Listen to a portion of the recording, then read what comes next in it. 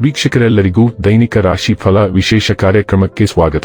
ಇವತ್ತಿನ ಈ ವಿಡಿಯೋದಲ್ಲಿ ನಾವು ವರ್ಷ 2026 ಜನವರಿ ತಿಂಗಳಿನ 10ನೇ ತಾರೀಕಿನ ದಿನ ಮಕರ ರಾಶಿಯ ಫಲಗಳನ್ನು ತಿಳಿದುಕೊಳ್ಳಲಿದ್ದು, ಈ ದಿನ ಮಕರ ರಾಶಿಯ ಜಾತಕದವರ ಪಾಲಿಗೆ ಹೇಗೆ ಸಾಬೀತಾಗಲಿವೆ, ಈ ದಿನ ಗ್ರಹ ನಕ್ಷತ್ರಗಳ ಸ್ಥಿತಿಗತಿಗಳೇನು ಮತ್ತು ಇಲ್ಲಿ ಉಂಟಾಗಲಿರುವ ಯೋಗಗಳ್ಯಾವುವು, ಈ ಯೋಗಗಳ ಪ್ರಭಾವ ನಿಮ್ಮ ಮೇಲೆ ಹೇಗೆ ಕಾಣಿಸಿಕೊಳ್ಳಲಿದೆ, ಜತೆಗೆ ಈ ದಿನಗಳಂದು ನೀವು ಹೊಂದಿರಬೇಕಾದ ಎಚ್ಚರಿಕೆ ಏನು ಅನ್ನೋದೆಲ್ಲವನ್ನ ವಿಸ್ತಾರ ರೂಪದಲ್ಲಿ ಇಲ್ಲಿ ತಿಳಿದುಕೊಳ್ಳೋಣ.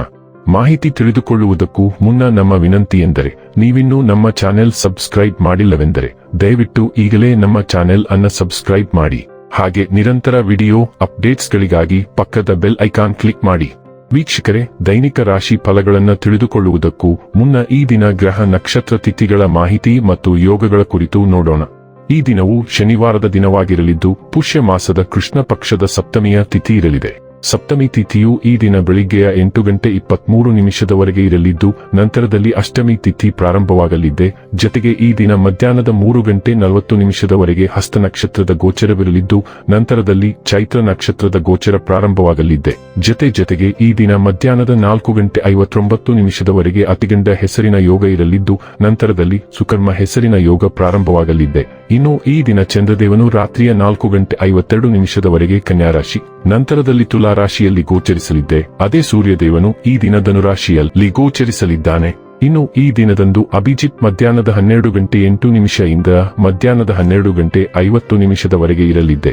ಇದು ಈ ದಿನದ ಗ್ರಹ ನಕ್ಷತ್ರ ತಿಥಿಯ ಕುರಿತಾದ ಮಾಹಿತಿಯಾಗಿದ್ದು, ಇದರ ಆಧಾರದ ಮೇಲೆ ನಿಮ್ಮ ದಿನಚರಿಯಲ್ಲಿಯೂ ಬದಲಾವಣೆ ಕಂಡು ಬರಲಿದೆ.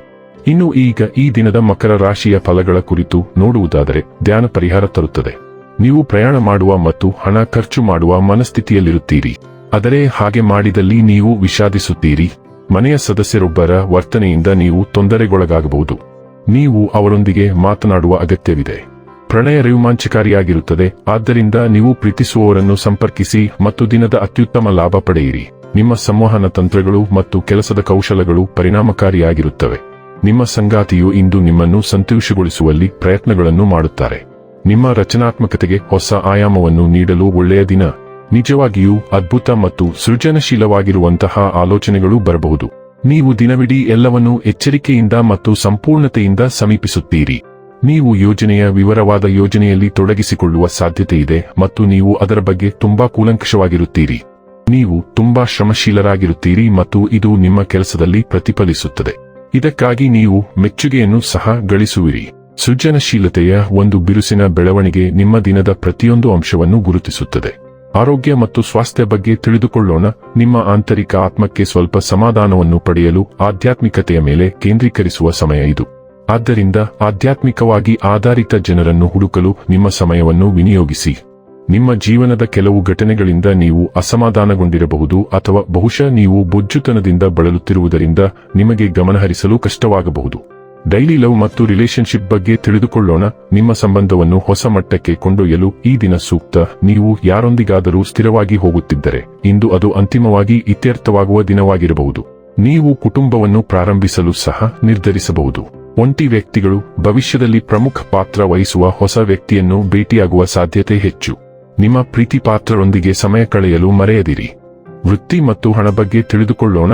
ನಿಮ್ಮ ಆತ್ಮವಿಶ್ವಾಸವು ಸೃಜನಶೀಲ ಅಭಿವ್ಯಕ್ತಿಯನ್ನು ಬೆಂಬಲಿಸುತ್ತದೆ, ಆದರೆ ಸ್ಥಿರ ಪ್ರಯತ್ನವು ಸವಾಲುಗಳನ್ನು ನಿವಾರಿಸಲು ಸಹಾಯ ಮಾಡುತ್ತದೆ.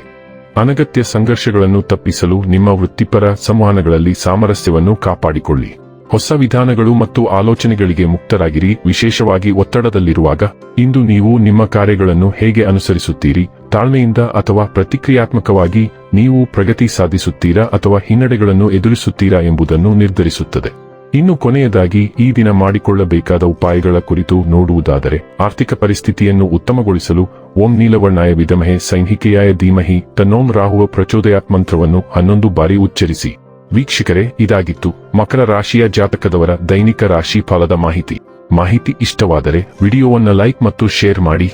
ಹಾಗೆ ಚಾನೆಲ್ ಸಬ್ಸ್ಕ್ರೈಬ್ ಮಾಡುವುದರ ಜೊತೆಗೆ ನಿರಂತರ ವಿಡಿಯೋ ಅಪ್ಡೇಟ್ಸ್ಗಳಿಗಾಗಿ ಪಕ್ಕದ ಬೆಲ್ ಐಕಾನ್ ಕ್ಲಿಕ್ ಮಾಡಿ.